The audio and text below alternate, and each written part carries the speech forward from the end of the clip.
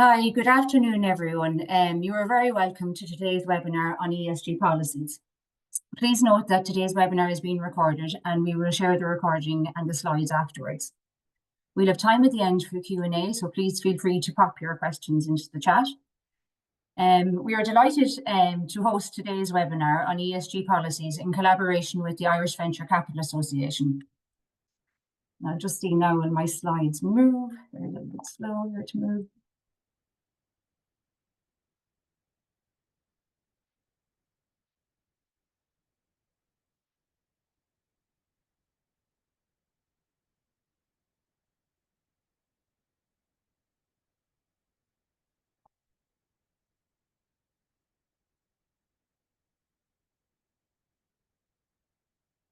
Sorry about that. I am joined today by Sarah J. Larkin, Director General of the Irish Venture Capital Association. The Irish Venture Capital Association is a representative body for venture capital and private equity firms on the island of Ireland. Its full members are the venture capital and private equity firms that provide equity funding to growing unquoted companies. The IVCA, with the support of some of their members, recently developed 9 ESG policy templates to help early stage companies meet investor requirements. The templates are a fantastic resource, not only for early stage companies, but also companies that are yet to develop their ESG policies and embed sustainability in their everyday decision processes. ESG policies help to demonstrate responsible business practices and are becoming more and more of an investor and a customer requirement. The policies developed by IVCA and their members were chosen because they are listed on the Invest Europe ESG reporting template. Invest Europe is the association representing Europe's private equity, venture capital and infrastructure, as well as their investors. So in addition to the Invest Europe ESG reporting template, the EU VSME Voluntary Sustainability Reporting Standard for SMEs requires companies to disclose ESG policies if applicable. So both the Invest Europe ESG reporting template and the VSME standard were developed based on existing industry standards, questionnaires and stakeholder engagement. So they're really good frameworks to align to. And our webinar on the 4th of June will be focused on the VSME standard, whereas today's webinar is focused on ESG policies.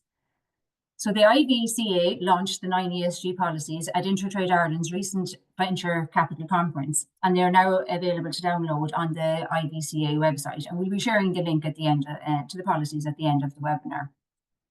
So Sarah Jane invited me along to take part in the panel discussion at the conference, and there were some fantastic insights shared.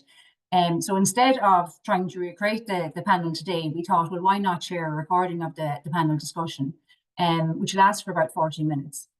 At the end of the recording, I'll be joined by Sarah Jane on screen. So I'm going to just stop sharing my slides now, and I'm going to hopefully share the recording for you to watch back.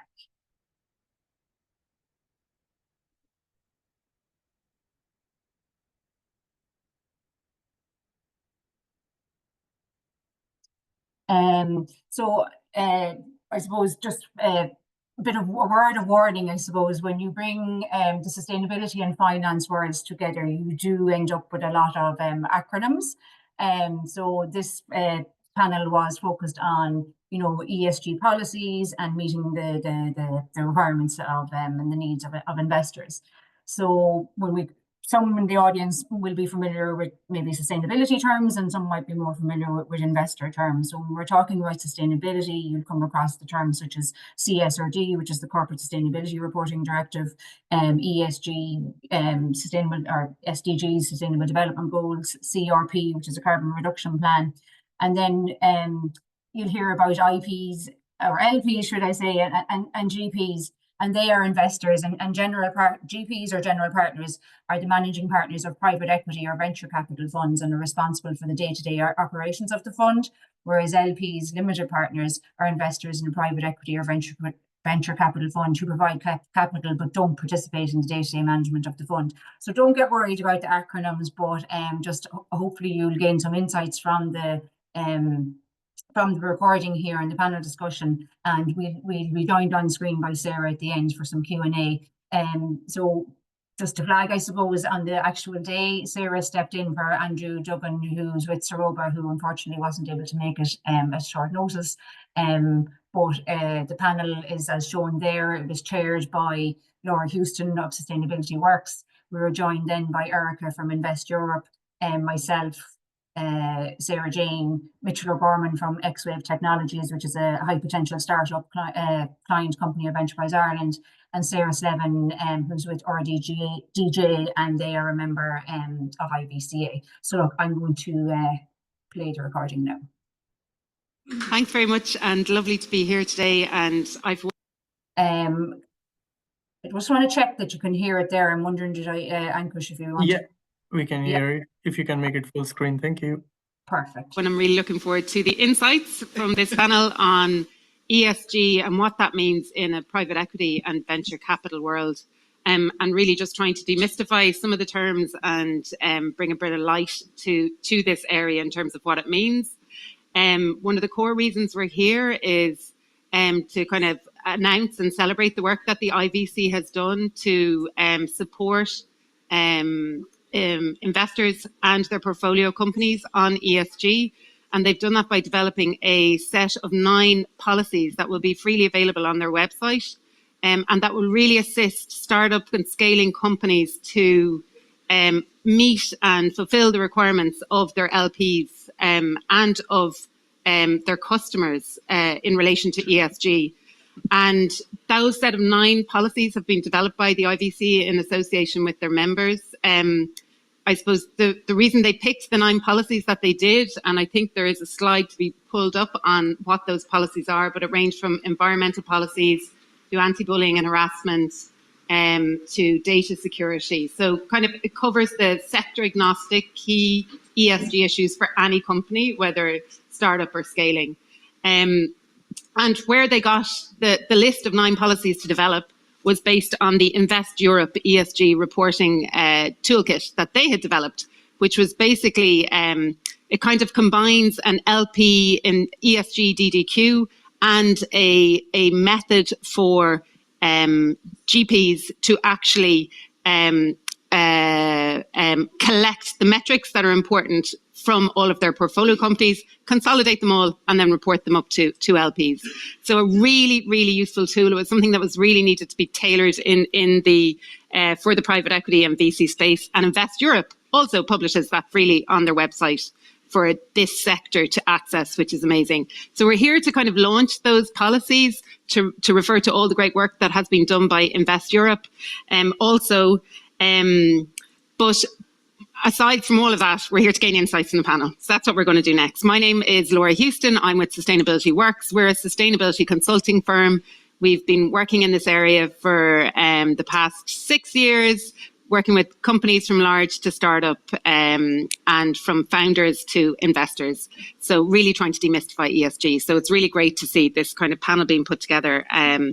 So Erica, I am going to start with you because the policies that have been published by the IVCA, it all started with the Invest Europe work and the type of policies that LPs were looking for when you put together your reporting template.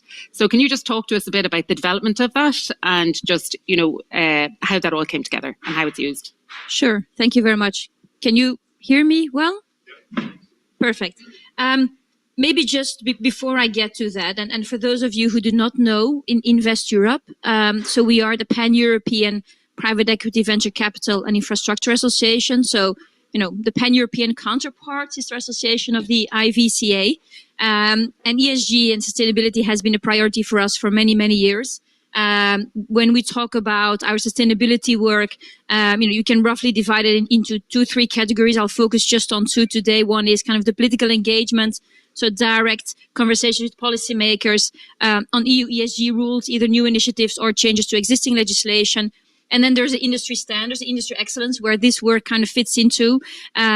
Basically developing practical and operational member guidance by practitioners, for practitioners, aimed at facilitating peer-to-peer knowledge sharing and enhancing responsible investment practices in the industry. So indeed, our ESG reporting template, the one that was published last year, is actually the 3rd edition already. The very first one came out in 2022. It was for Invest Europe members only. We then revised it in 2023 to make it more suitable for scaling purposes. And then the template went through a second round of review last year. We didn't do that alone, obviously. We did that in very close cooperation with Venture ESG, which some of you may know, and a range of European LPs, including the European Investment Fund, KfW Capital, Enterprise Ireland, TESI in Finland, etc., as well as then a dedicated task force that we put together, including, of course, also then more private LPs. So the main purpose of last year's review of the reporting template was very much, to increase proportionality for the smaller end of the market and to increase alignment with EU ESG legislation and existing industry initiatives. So like the EDCI, which you may have heard of, ESG VC, which has their own framework as well. But increasing proportionality and tailoring was really a key priority. So we decided to adopt a staged approach, a proportionate approach. We now have kind of 3 different templates for the portfolio companies, basically based on size. So you have one kind of with minimum reporting recommendations for portfolio companies with fewer than 15 FTEs. You then have a recommended kind of set of metrics for portfolio companies with between 15 and 250 FTEs. And then you have a fuller reporting template for those portfolio companies with more than 250 FTEs. The template also enables you to pull all of the portfolio company information together at fund level. And then you have a fund-specific sheet as well and a GP-specific sheet, really to basically encompass the full kind of business model, portfolio companies, GPs, and LPs. In addition to proportionality, which of course is key for VCs and smaller portfolio companies, as I said, we also aim to enhance alignment with EU legislation, so SFDR and the PAI's, Principal Adverse Impact Indicators, the CSRD and the ESRS, without, of course, turning it into a compliance manual. That's not the purpose. We provided further clarification in the definitions, ensuring consistency, enhancing simplification, user-friendliness, and importantly, also fine-tuning the nomenclature, so the coding behind different metrics, and improving machine readability to enhance interoperability, especially for reporting platforms, reporting software providers who are then implementing the template into their infrastructure. Maybe just 2 notes, conscious of time. Use of the templates is not compulsory. There's no obligation on Invest Europe members to use it. Of course, use of it is heavily encouraged if we want to move towards the much needed harmonization and convergence of ESG invest reporting that we're striving for as an industry. The very purpose is really to address the current divergence that GPs are facing with a multitude of invest reporting questionnaires that they're getting, on a very regular basis. And by kind of aiming for and achieving ultimately a unified reporting process, the purpose is very much to free up time and resources for practitioners, GPs, LPs, but of course also the entrepreneurs, portfolio companies. So more time can be spent on focusing on integrating ESG into investment decision-making processes, fostering long-term value creation. So really being able to spend the time where it is needed the most rather than on reporting, which is important, but there may be other areas, which require a lot of focus as well. And I think even just listening to you speak there, if anyone was doing acronym bingo, I'd say you would have got a couple of hits there, CSRD, ESRSs. That's been the problem with ESG. ESG isn't one thing, and then there are all these frameworks to kind of try and elucidate what it is.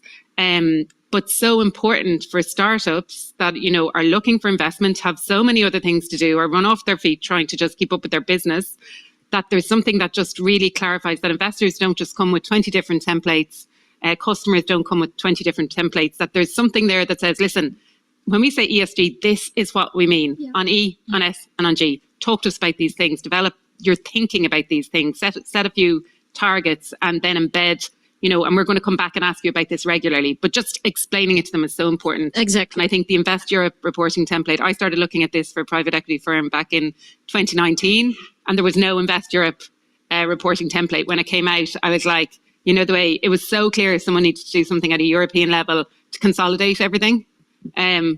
But, that certainly wasn't going to be us, a tiny firm in Ireland.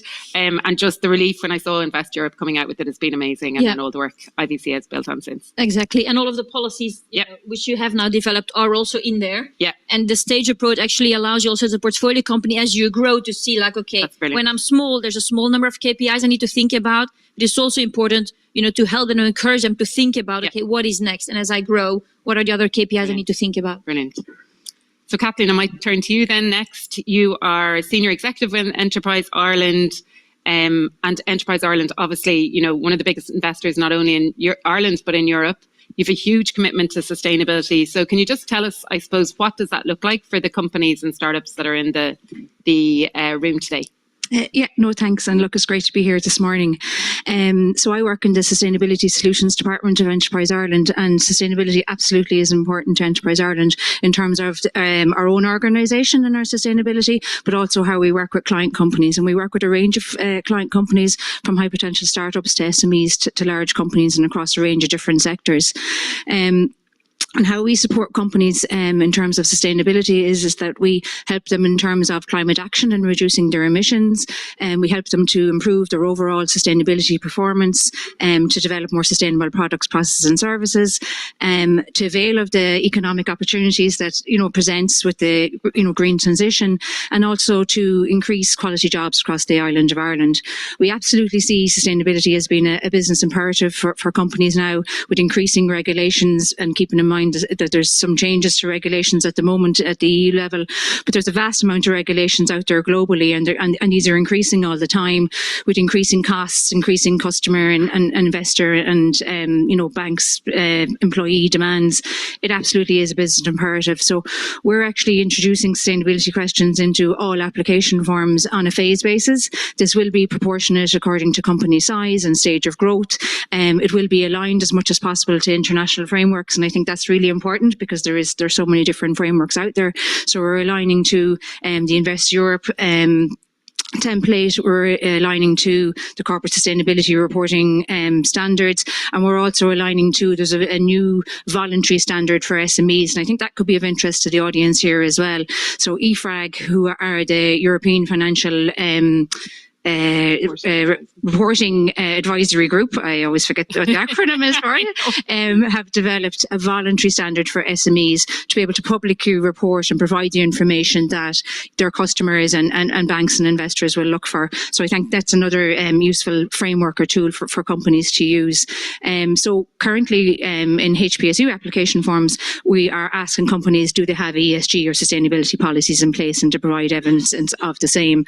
And then on the fund side, we're using the Invest Europe template, and we're also as part of the, I suppose, approval of the expressions of interest for the actual seed and investment fund. ESG is a criteria there for assessment. Fantastic. And I suppose great to see, state bodies getting behind this and state investors, continuing with this. Obviously we're in a really turbulent world at the moment, but I suppose if you're a startup company and you're looking for money from on this side of the pond, from any state-backed investor here or across Europe, I think that's where the commitment to sustainability, and particularly the commitment to decarbonisation, is going to stay strong.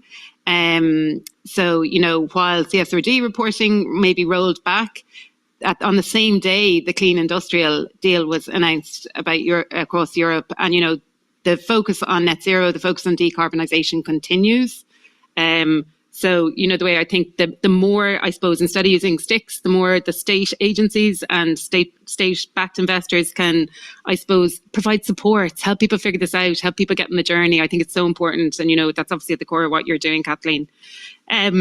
Mitchell O'Gorman, you're CEO of XWave. So you're out there, you have been out there raising money, looking for customers with, something new to the market. Can you, I suppose, give us firstly an overview of XWave, and then your experience of what does sustainability mean to XWave? How did you figure it out? And how helpful or otherwise has that been to you? Sure. Okay, I'll start on XWave. So we were founded by a group of radiologists in 2020, and we were looking to solve the problems that they saw in their day-to-day practice, which was you have this increasing demand on imaging, particularly MRIs and CTs, with the aging populations, the increased ability of them to pick up like cancers and stuff like that. So that high-level advanced imaging, huge demand on it, with the shrinking supply of radiologists, right? They're kind of they're just medical students just aren't choosing radiology, I guess, because they thought AI is going to rid the world of the need for radiologists. So in those kind of dynamics, you also have about 30% of people who are getting MRIs and CTs are getting either the wrong test or they don't need that test, right? It's a little bit scary. Sorry to pull back the curtain.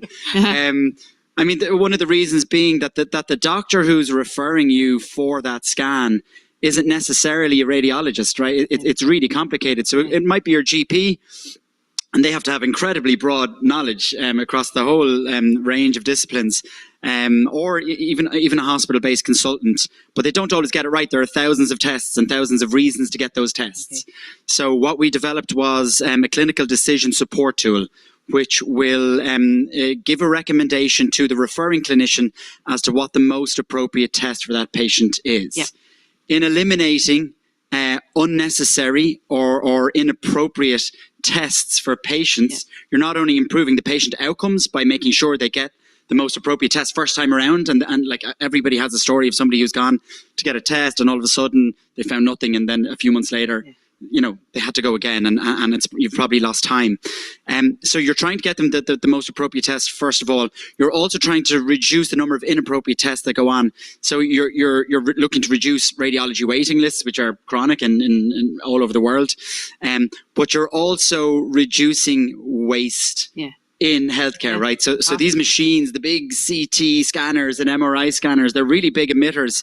Each time they're used, it's about 18 kilograms of carbon that are being used. So there's a whole range of benefits to what we do, but we knew early on that the sustainability element, obviously it's of growing importance, and we had something that's really important there. So you're not just going out and talking about patient benefit, you're not just going and talking to healthcare systems about the millions that they'll save by this, but you also have a really strong sustainability argument. But as a startup, you're a tiny company, right? At the start, it's me smashing away my keyboard in the attic in the middle of COVID, like going, okay, I really have no clue what I'm doing. I need some help here. Yeah. So we applied to Enterprise Ireland for support under the Green Transition Fund. And they were able to fund a consultant to come in. Probably we were actually 4 people at this stage, and we were out in Nova UCD. So it's not the attic, but some days we still do. But they came in and they were amazing, right? So they interviewed all the team about, you know, what we do, how we work from home, all that kind of stuff. They looked into our suppliers. They came up with a kind of a number around our kind of carbon use, which was 6.5 tons per year. Obviously small business, but they also then delved into, well, like we were live in hospitals in Ireland. What was our savings from CDS, right? So even on the small deployment that we had, we were saving about 4.5 tons of carbon just in reducing unnecessary scans. And they pulled together a really good like carbon reduction plan, our alignment with SDG goals, like all of the stuff that we're looking at there, right? And was covered. This is obviously before this amazing template was available. So we now had a plan in place, and we had all the documentation and we had all the policies. And again, I'm probably a bit of a fraud here because we didn't use it to raise money necessarily, but we used it to win business, right? So if you are pitching to a public entity in healthcare, it's us, and it's primarily the NHS, right? They have a mandatory minimum of 10% that will go towards environmental sustainability areas, both in social value and environment. We found it really difficult. We'd one competitor and they were really entrenched in the market. They had already won like 30, 40 trusts. And we had this opportunity to win 8 trusts, which would have been an absolute game changer for us. And because we're kind of early and we'd no NHS reference points, everything else has to be perfect. It has to be brilliant, right? And our sustainability plan was brilliant. And it was one of the areas how we managed to outcompete our competitor. We won those 8 trusts at the end of last year. As a result, just in the last couple of weeks, we've won 5 more NHS trusts. We're pitching tomorrow, hopefully, to win 4 more. And so it's been an absolute game changer for us, having all of those policies and plans in place, because we couldn't have won that business without having them. We wouldn't have had those plans in place without the support of Enterprise Ireland. So it's a great place to start, because when you're so small, you just don't know where to look. And so once you've started, then what happens? Right. So the question then is like, well, how do you embed them into your day-to-day practice? And I'm going to be like brutally honest. We probably don't. Yes. Yes. No. Like, of course we do, and they're there. But we find we're a small team. We've gone from 4 to 8. Great. But when we've won all of these contracts, we are in the middle of deploying all these contracts. Everybody wants to go live at the same time. Yeah. We're running around with our hair on fire.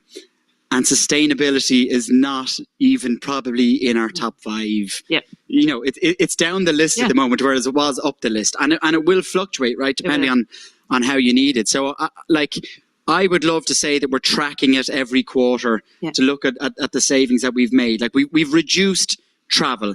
We've done kind of carbon offset programs. We've kind of talked to the team about being as efficient as we can. We have, kind of remote working, all that kind of stuff. But where our carbon footprint is now, haven't a clue. What our plans are for reporting and measuring it, haven't a clue. I'm probably going to come back to Enterprise Ireland and say, hey, the next step. You support the next bit as well? Absolutely. Yeah. So it's difficult. Okay, good. We'll talk after. But yeah, so it's difficult, but it's super important. Yeah, and isn't that the challenge for startups? You're trying to do so much. You're trying to keep the business alive. There are always going to be competing pressures, but at least it's on the agenda. You've realised the value of it in terms of like actually winning business. And that's going to again, on this side of the pond, if you're dealing with public procurement. It's green public procurement now. The way this is going to become increasingly important on the climate side. The way. So, it's on your agenda. You will, as soon as it becomes the next most important thing, and you will be back on it. So 100%. It's important to get it on there and to understand what ESG means for you, which in your case sounds like it's really about climate. Yeah, absolutely. And I will say again, from the vantage of a startup founder, it's really important to have these policies and practice in place. And the more closely you can tie that actually to money, right? That's what keeps me awake at night. 100%. I need to pay my team, right? And feed my children, my many, many children. Elon. So the closer you can actually tie that to money, right? In our case, sales. In this case, fundraising. The more likely you're going to get startups to embrace it, and it'll actually be in the top 3 things in their priority list. Brilliant. Thanks so much for that. And really good just to get the real unvarnished truth as well. But this is a startup. It's very different to, the larger companies that are addressing some of these issues and have budgets and time and resources. So really good to get that feedback and how the tools from Invest Europe and IVCA really help. Sarah, I'm going to jump over you, will I, and talk to Sarah from RDJ first, because I'd love to just, let's talk about some of these policies that have been developed. So, as we said at the outset, the decision on which policies to develop was basically based by the Invest Europe work in terms of what LPs are looking for, in terms of the companies they invest in and what they're asking them for. So these 9 were chosen. The IVCA members came together to work on these. There's template standards there. There's going to be beautiful videos explaining how to use them. But over to you, Sarah. Can you kind of talk us through? Sure. Thanks, Laura. Just by way of background on myself, so I'm a partner with RDJ. We're a commercial corporate law firm, top 10 thereabouts. My own role is very multifaceted, but one of the most rewarding parts of my job is that I get to work in this investment environment, different use of the term environment. But I suppose quite often where I find myself is, particularly in RDJ, we tend to advise investee companies more so than the VCs or the private equities, although we do act on both sides. So I suppose I'm in that ecosystem, and I'm working with the company who is maybe receiving their first investment, maybe it's their second, maybe it's their third. But I'm on the journey when the money is coming in, the money's there, but I'm getting them from there's a promise to we've actually signed the documents and we've received our money. And quite often I'm dealing with clients who, like I say, who maybe are receiving their first investment, and a lot of this is new to them. So when an investor comes along and has, a suite of ESG reporting requirements, I've seen the deer in headlights look of the client who has never seen this before, has no idea where to begin, and this is one of 17 things that the investor has asked them to report on, and they're looking at me going, well, where do I start? And unfortunately, and as great as these templates are, I suppose one of the main reasons that I'm here is to say that they're not one size fits all, and there is still going to be a little bit of work to do on your side. So how RDJ became involved is through our involvement with the IBCA. The team in RDJ, among many others, contributed to the development of these policies. So Sarah Jane, I think, can probably speak to who was involved to a better degree. But between lawyers, other interested stakeholders, we put these policies together because we knew exactly where the challenges are when an investor comes along and says, I have a suite of reporting guidelines that you now need to comply with. So what we wanted to do was develop a starting point, and that's what these are. A very good, a very well drafted, and a very comprehensive starting point for you as a company, as an investee company, to say, well, where do I even begin? So you can take all 9 of these policies, you can take the ones that are most appropriate to you, but you can use these then as the basis for developing your own ESG strategy. Now, again, I suppose the other side of this coin is that, as I say, there's a phrase in Irish, too small and a hibra. This is a very good too small, but it is only half the work. Good start is half the work, by the way, just in case there's no Irish speakers in the room. Take these as your starting point and then use that to develop out your entire ESG strategy. And I think there are three points that I would make in terms of the approach you should take to using these policies and getting the most out of these policies, okay? So when you go to the website, you watch the videos, you download them, you take them, they're there, and you can start using them from that point. But if you haven't put the groundwork in to develop your ESG strategy to begin with, you're really not going to get the most out of any of these policies.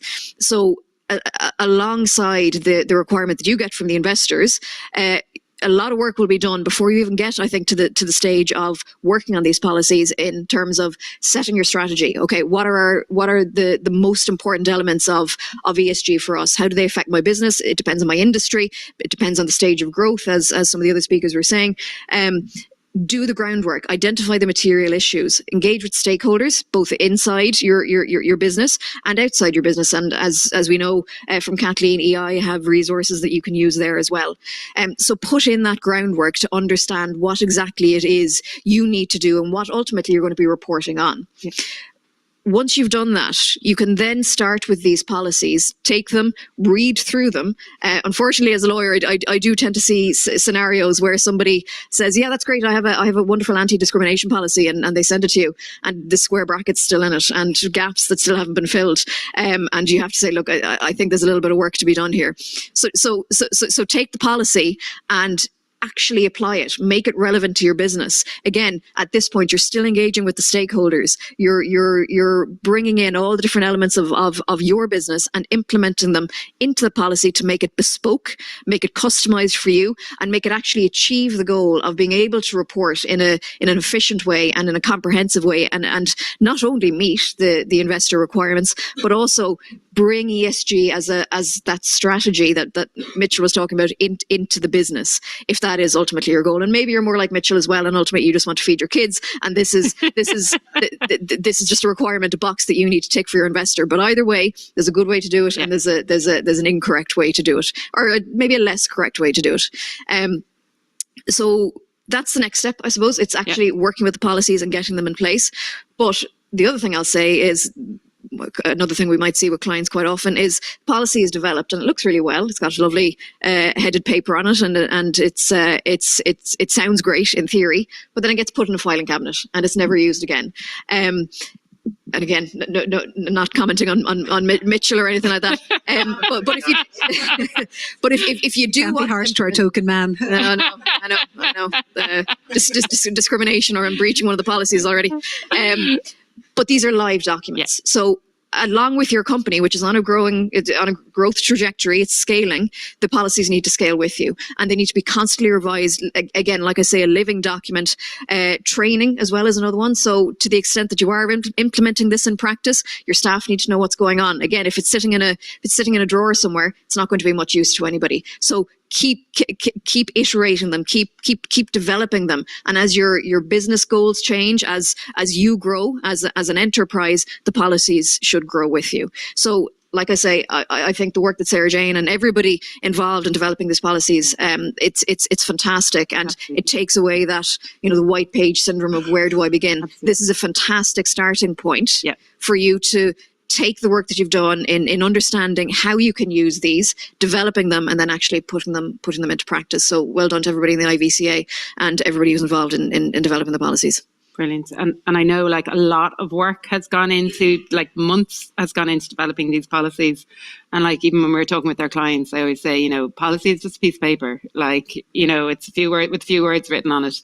It's about what are you doing to, thinking have you done to develop the strategy that is encapsulated in that policy, and then how are you tracking performance if there are KPIs associated with it. So like the first step may be the investor saying, have you got an anti-discrimination and bullying policy?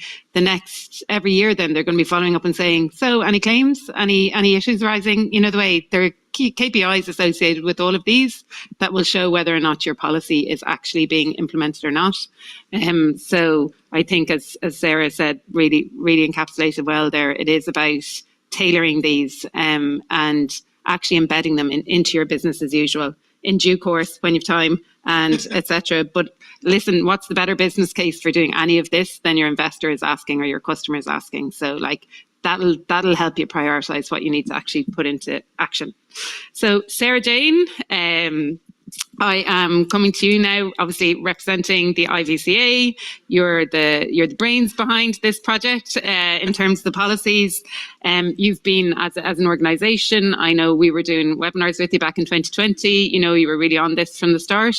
Can you? I suppose you're going to give us the perspective of how these policies can be used and can be used to kind of enable better conversations. Can you just give us that perspective in terms of when you talk to your fund members? Of course, and it's really interesting to hear all the perspectives today, and it really echoes how this project came about. I am a little bit of an imposter. Andrew Dignan, one of our CFOs, should be here, but he's unfortunately unwell today. But I have to credit Andrew and Des for coming up with the idea of this project. That's Des Shields in Atlantic Bridge and Andrew Dignan in Saroba.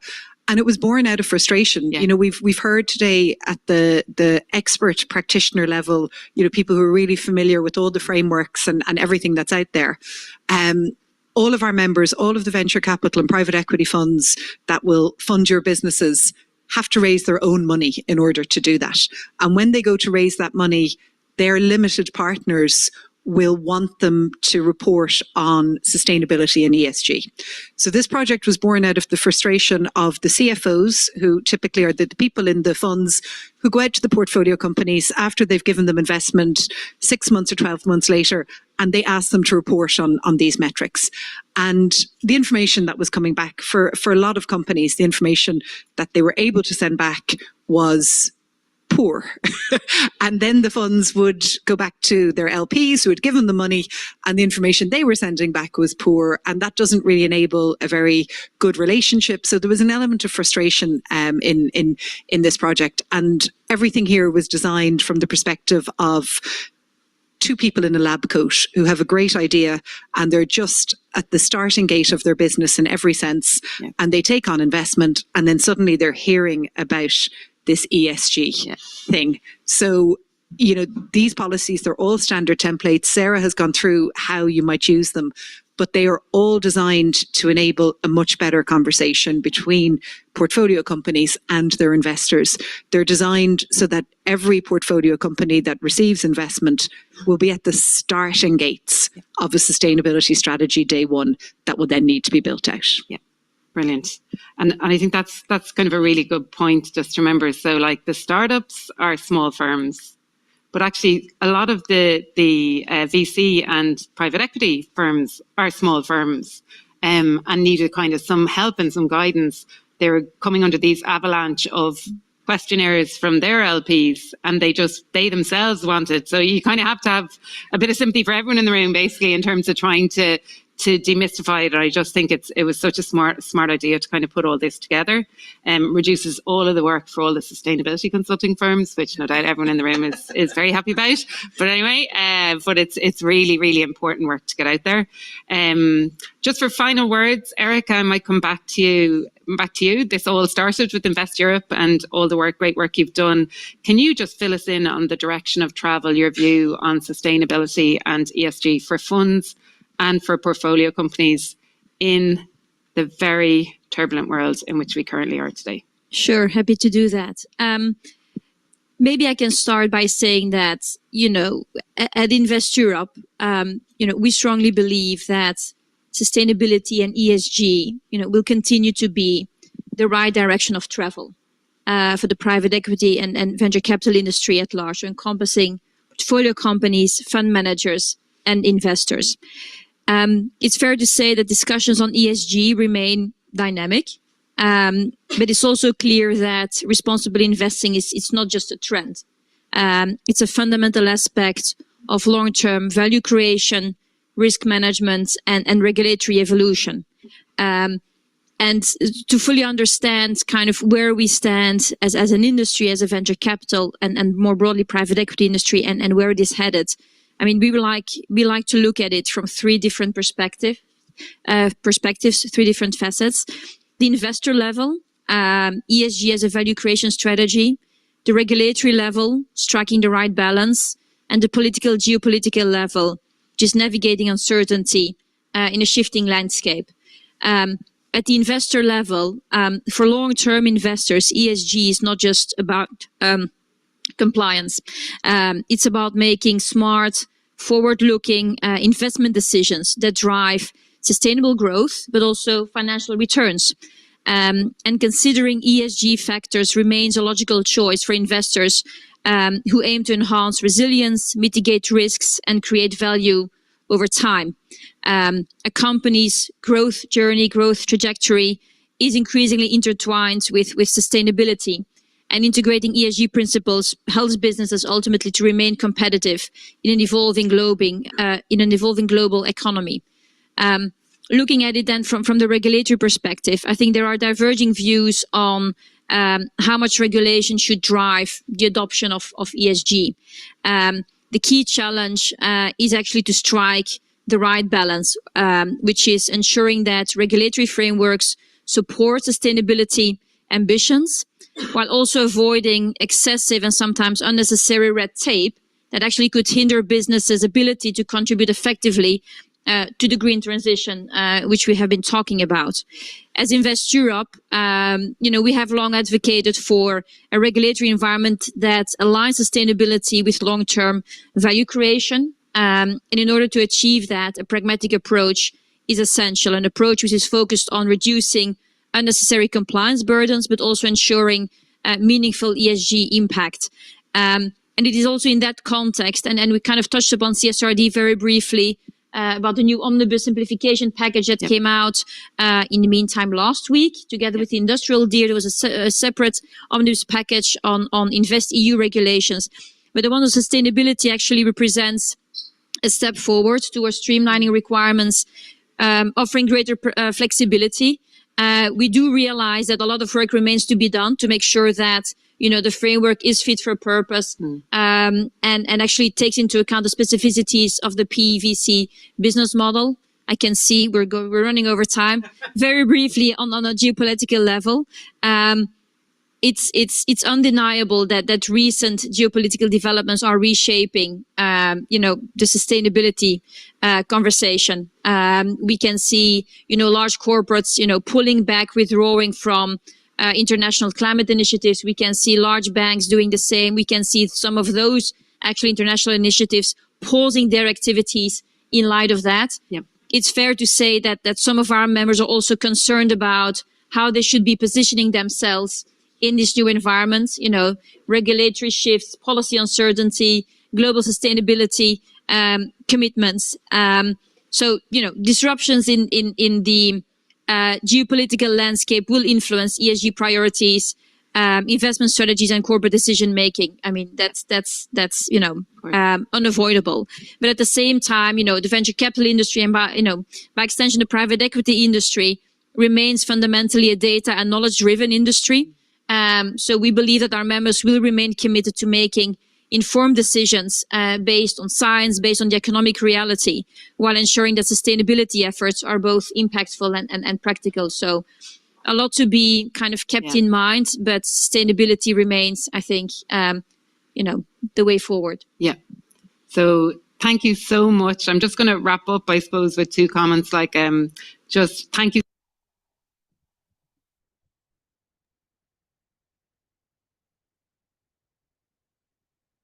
Now, I hope you gain some insights from the recording there. I think it was fantastically, moderated by Laura Houston from Sustainability Works, and Erica from Invest Europe shared some fantastic insights as well from, I suppose, Invest Europe's perspective. Sarah from RGJ, described how the documents and policies are living documents and how they need to be customized, I suppose, to your business. And as your business grows, that they need to grow with your business.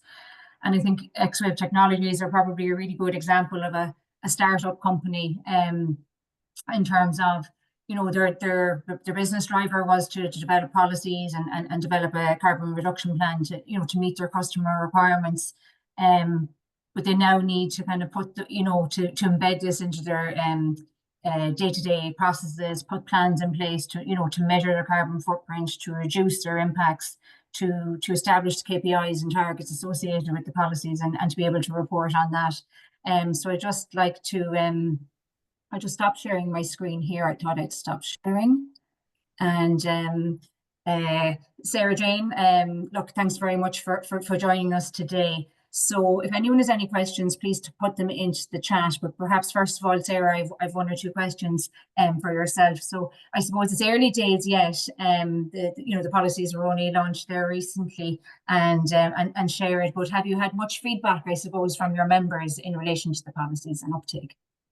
Yes, thanks, Kathleen, and thanks for the invitation to be here today. The feedback and the uptake has been really strong. We hadn't quite got all the policies on the website by the time we did that Intertrade conference back in March, and within kind of hours of that panel discussion, we had both companies and funds, eager for them as they went live. And I think, as came through in the panel discussion, there was definitely a level of frustration at the fund level. And when you embark on a project like this, you hope it's going to be meaningful for the people that it's intended for. And certainly since the policies have been launched on the IVCA website, the feedback has been really strong, and the uptake of the policies, I think it gives people a level of certainty around a topic that everybody is trying to grapple with, to know that there are 9 policies there that if you can look at those and take them on board, adhere to them, and maybe tailor them for your own company and your own situation, you've got a really good starting point. And I think everybody in an uncertain world, people love areas where they can bring a bit of certainty. Absolutely. And I think like, you know, as I mentioned earlier, they're not only a fantastic resource for early stage companies, they're also a fantastic resource for SMEs and maybe even some large companies that are now, you know, looking at sustainability. What does it mean to their business? And, you know, as Sarah outlined, the first step is to prioritise the areas to focus on. But once you do that, it is about having the policies and management systems then in place, but policies are a really good starting point. So I think they'll be useful for a lot of companies as well as the early stage companies.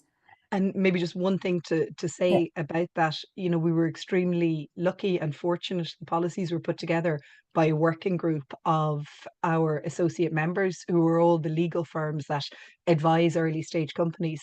So what you really have are extremely high quality policies, and each one of them has a little video explainer with it that kind of you know, gives some sense of what the policy is about, how you should adopt it. Like, it really is an extremely high quality resource that is available free of charge. So just to reiterate that point and to thank our associate members who worked on the project. Yeah, no, absolutely. And we'll share the link at the end of the webinar. But if people go to the IBCA website and go to resources and early stage company support, they'll be able to see the policies there. No, it absolutely is a fantastic resource. And I've watched back some of the videos myself. Do you think, you know, when the omnibus was referenced there, the omnibus package a few times in the recording, and for those of you that haven't heard of the omnibus yet, it's a package of proposals put forward by the EU to, I suppose, reduce the sustainability reporting burden on companies and to simplify sustainability reporting for companies. So it is a proposal and it has to go through an approval process, but it is creating a little bit of uncertainty. Has this made any change or difference, or, you know, in terms of what investors are looking for? Not really from the perspective of venture capital and private equity funds, because as was mentioned on the webinar, all of the funds that we represent have to go and do their own fundraising, and that fundraising tends to come in a lot of cases from state-backed LPs, the European Investment Fund, Enterprise Ireland, ISIF, and all of those agencies of the state, you know, regardless of the regulatory frameworks that sit around this and the regulatory burden, you know, every state, responsible state in Europe and throughout the world is concerned with climate and with the environment. So, you know, in terms of the funding that comes to our members from their LPs, the requirements around, you know, investing responsibly in companies that are mindful of the environment, you know, those requirements haven't changed in the least, and are really, you know, unlikely to do so regardless of what's happening in the broader geopolitical environment. Yeah, no, absolutely. And we're seeing that, I suppose, when we talk to our client companies, even in terms of their customers in the supply chain, that the if anything, it's increasing, you know, not decreasing. So look, Sarah Jane, thanks so much for joining us today. And I suppose thanks to, you know, the IBCA and your members in terms of developing these policies and associated videos to help companies. We were really keen, I suppose, to share it, you know, more broadly and widely. So we just thought, look, how better than to share it today on our webinar. So I'm just going to share some of my slides now before we wrap up, and just to show you again some of the, I suppose, the supports that are available from Enterprise Ireland. So I won't go into all the slides or into each support, but we do have a range of supports under the Climate Planning Fund for Business, which are our advisory supports and our training supports. So it could be around, you know, getting help to kind of really understand what does sustainability mean to your business, and, you know, prioritizing the areas to focus on, and developing an action plan around that. And, you know, one of the actions then could be around developing policies or management systems and KPIs and targets and all of that. So we have the training and advisory supports, then we have our capital supports and our RD&I supports. But just to flag, I suppose, we do have Sustainability Kickstarter workshops and our leadership program. We have 2 more Sustainability Kickstarter workshops remaining. One is this week, actually, on Friday. So it's from 9:30 to 12:30. It's online. It's for 3 hours. It's aimed at SMEs to develop an initial sustainability plan aligned with sustainable development goals. We'll have one more this half of the year, and it'll be on the 6th of June, but we'll hopefully run more later on in the year. But there are places available on the 16th of May and on the 6th of June. So just a little plug there. Up to 2 people kind of from a company in Enterprise Ireland or a local enterprise office or a New Ross client company can attend, and it's free to attend. So if that's something of interest, look, check out our website. We also have the Sustainability Leaders Programme. The current programme is full, but if this is of interest, email green@enterprise-ireland.com just to leave an expression of interest for the next programme. So then, as promised, here is the link to the IVCA website. We share the slides afterwards, and then also the link to the Enterprise Ireland website. But if you are an Enterprise Ireland client and would like any more information, contact your client advisor or email the Sustainability Solutions team on green@enterprise-ireland.com. Thank you. Bye. Thank you.